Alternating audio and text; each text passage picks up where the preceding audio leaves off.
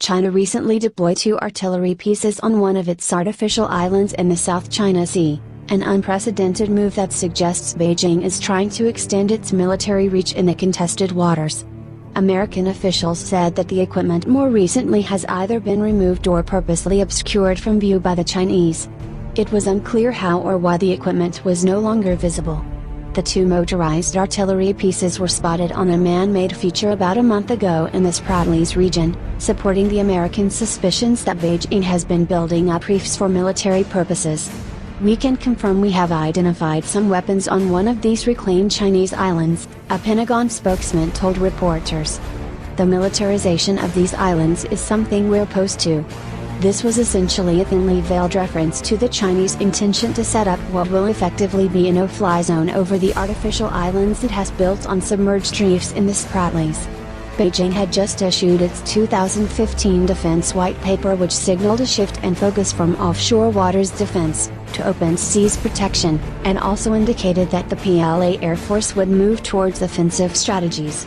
China and the United States have been engaged in an escalating war of words over the South China Sea, where Beijing has rapidly built up reefs over about 2,000 acres, including 1,500 acres just since January in the past 18 months, which is more than all other claimants combined. The construction includes outposts that could be used for surveillance systems, harbors, and airfield and logistics support, according to a recent Pentagon report on China's military. The United States is deeply concerned about the base and scope of China's island building and the possibility of increased militarization, which risks the kind of miscalculations that could lead to conflict. The United States has insisted the areas claimed by China are international waters and airspace, and has sent out surveillance planes and naval ships to drive home the point. Last week the Chinese military ordered a U.S. Navy P-8 Poseidon surveillance aircraft to leave an area above the heavily disputed Spratlys Islands. But the American plane ignored the demand and stated it was flying in what U.S. officials deemed to be international airspace. Defense Secretary Ashton B. Carter called this week for China to halt the construction, saying that international law did not recognize Chinese claims of sovereignty over the new territories and that American warships and military aircraft would continue to operate in the area. He reiterated those assertions in a speech Saturday morning in Singapore at the Shangri-La Dialogue, an annual security conference that brings together most Asian countries and many other powers outside the region.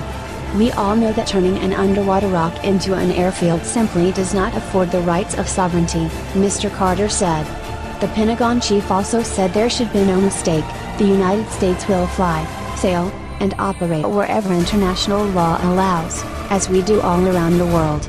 Beijing's actions in the South China Sea are out of step with both international norms and the regional consensus that opposes coercive methods to resolve territorial disputes, Carter said. China's actions were bringing neighboring countries closer and prompting increasing demand for American engagement in the region, he added. Carter reaffirmed in Honolulu last week Washington's pledge to defend the Philippines remained ironclad, during the change of command ceremonies at the U.S. Pacific Command. Senator John McCain, who heads the Armed Services Committee, criticized China's deployment of artillery on the island as a disturbing development and escalatory development. "Their actions are in violation of international law, and their actions are going to be condemned by everyone in the world," Mr. McCain quoted in Ho Chi Minh City, Vietnam, where he stopped on Friday on his way to Singapore for the conference.